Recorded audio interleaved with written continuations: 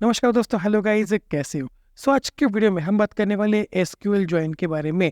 ये बहुत ही इंपॉर्टेंट कंसेप्ट है एसक्यूएल में। Without wasting any more time, let's get started. Guys, this is Prasad and welcome to PM गुरु।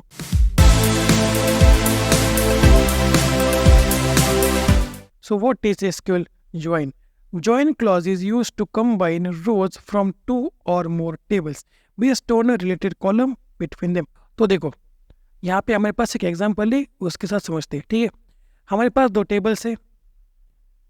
पहला है कस्टमर्स और दूसरा है ऑर्डर्स। ठीक है, कस्टमर्स टेबल में बहुत सारा डेटा है और ऑर्डर्स टेबल में भी बहुत सारे रिकॉर्ड्स हमारे पास मौजूद है। ये दो जो टेबल्स है ना, वो CID कॉलम की मदद से लिंक है। मतलब कि CID कॉलम जो कस्टमर्स टेबल की प्राइमरी की है, वो हम एज अ फॉलोइंग यूज कर रहे हैं ऑर्डर्स टेबल में। ठीक है, तो ये जो टेबल्स है ये दोनों कनेक्टेड है CID कॉलम की मदद से। ठीक है, जिसको हम फॉलोइंग कहते हैं।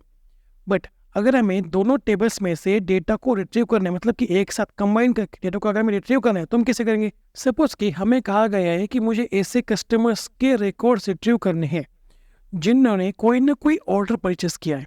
ठीक है, और उसके मुझे इन्फॉर्मेशन चाहिए। तो मैं कैसे करूँगा? हम ये कर रहे होंगे पहले तो कैजुअली। ठीक है, पहले मैं करूँगा select star from customers orders. मतलब कि हम यहाँ पे दोनों टेबल्स में से डेटा को रिट्रीव कर रहे हैं। ठीक है, where customers dot CID is equal to orders dot CID।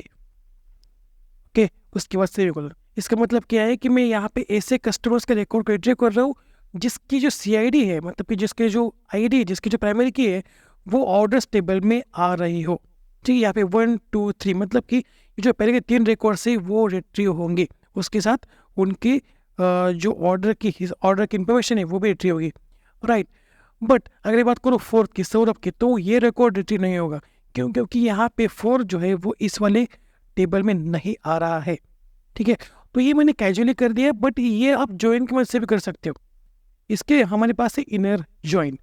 ठीक है, अगर आपको 2 या 2 से ज़्यादा टेबल्स में से डेटा को एक साथ कंबाइन करके रिट्रीव करना है, तो हम यूज़ करते हैं ज्वाइन का। ये जो क्यूरी मैंने लिखी है ना, ये कैजुअली मैंने लिखी है। ठीक है, इसके लिए मैंने यहाँ पे कोई भी ज्वाइन की यूज़ नहीं करा है, बट ज्वाइन की मदद से भी आप ये चीज़ कर सकते हो। ठीक है, कई बार क्या होता है कि इसके लिए हमारे पास है इनर ज्वाइन। इनर ज्वाइन की मदद से भी आप ये काम कर सकते हो। इसके बारे में हम अगले वीडियो में बात कर रहे होंगे। ठीक है, तो अब आप सोच रहे होंगे कि भाई अगर इसकी मदद से काम चल रहा है तो ज्वाइन की ज़रूरत क्यों है? ठीक है, तो यहाँ पे हमारे पास सिर्फ इनर ज्वाइन नहीं है, हमारे पास लेफ्ट ज्वाइन है। ठीक है, और राइट ज्वाइन है, फुल ज्वाइन है।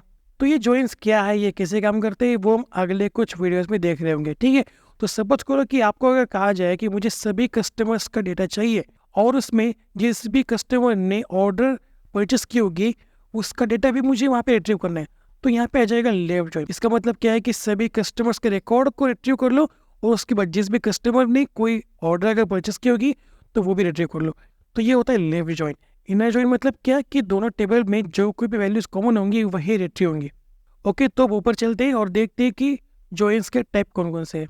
तो ज्वाइन समझ में आ रहा है क्या है? अगर आपको 2 या 2 से ज़्यादा टेबल्स में से डेटा को एक साथ कंबाइन करके रिट्रीव करना है।